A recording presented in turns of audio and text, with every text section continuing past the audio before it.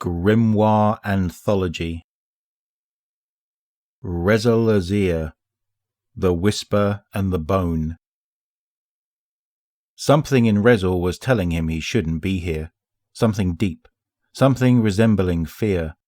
He knelt, examining the dust-covered pile at his feet. The skulls had been discarded with little care some time ago, decades, maybe longer. The doors carved into the rock face were arcane, dark, gothic, other, and large. The jagged finery of their archway spoke to an artistry that only served to strengthen the sinking feeling in his gut.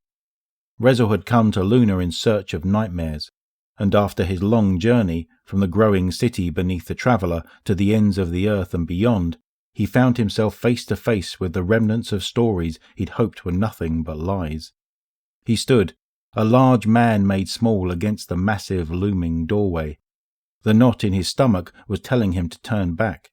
Instead, he moved forward, toward the doors, sealed as they were for ages untold. After only a few steps, a shrill, heavy scraping cut the air. The massive doors were opening. Rezyl steadied his rifle as a lone shape, floating just above the ground, appeared from the deep black beyond the threshold.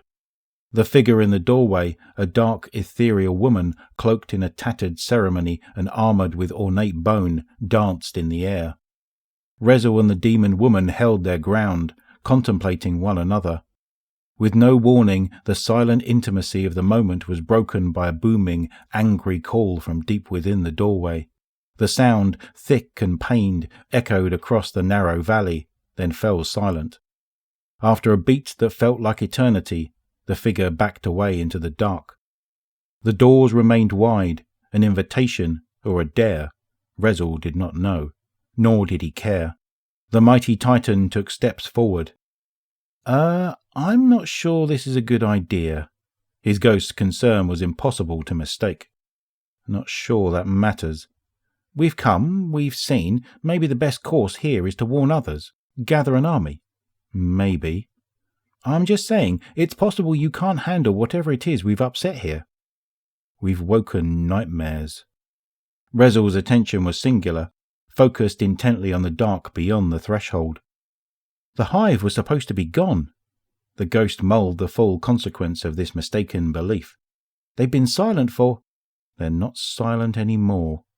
That scream, these doors, they're best left alone. I can't do that. Rezyl continued forward, toward the dark, toward the unknown. Stay here. Excuse me? Get distance. We don't know what this is, what's coming. Can't risk you too close to an unknown. And if you fall where I can't find you? If I fall, if I don't return, run. Tell the others. Warn them all. There are worse things than pirates. Rezyl steadied his rifle and stepped into the dark as his ghost lingered. Hours passed, or more. Time was lost in this place, and with it any remembrance of hope, of promise, of purpose in the longing for a brighter tomorrow. Down amongst the shadows there were no tomorrows. Down in the abyss there was no hope. Rezyl's footfalls echoed, lonely, measured steps with no guarantee of purchase. At any moment the world could fall away and he would be lost. The forgotten hero who foolishly sought nightmares. Then a presence, sweeping and dreamlike. Rezyl levelled his rifle. He could sense the witch, but found it impossible to track her in the dark. Rezyl opened fire, short, focused bursts, to light the ebony corridor.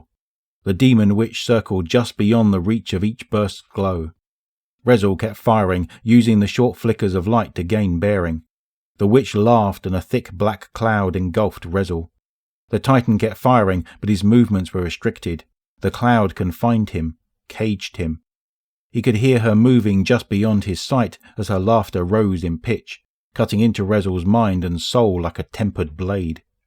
Rezyl flinched as the wicked woman began to speak in a tongue that resembled torture more than language. The pain was searing, complete. The demon approached the writhing hero. As she spoke, her violent words began to take shape, morphing from syllables of death to a known offering of haunted human languages. The demon woman leaned in close and whispered intimately. Rezyl's ears bled as she spoke. I am the end of morrows, Zayor the blessed, Zayor the betrothed. I am of the coming storm. These are not my words, but prophecy. Your light will one day shatter and die, for now it simply offends. And you, dear, sweet, fragile thing, shall be made to suffer for your transgressions upon this holy ground.